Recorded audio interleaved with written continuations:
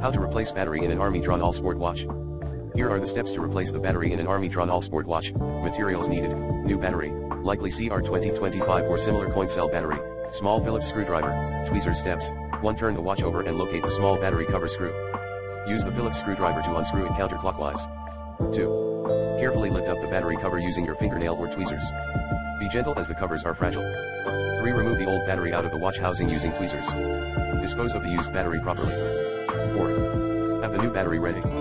Make sure to insert it positive side facing up, matching the plus symbol on the inside of the watch. 5. Use the tweezers to gently press the new battery into place aligned within the metal housing. 6. Replace the battery cover, being careful not to pinch the silicone ring seal. It should fit snugly in place. 7. Using the Phillips screwdriver, screw the cover screw back in clockwise until tight. Do not over-tighten. 8. The watch display should turn back on once the new battery is installed. 9. Reset the time, date, and any other settings on your Armitron watch. 10. Properly dispose of the old used battery. Check the user manual for the exact battery type needed for your watch model.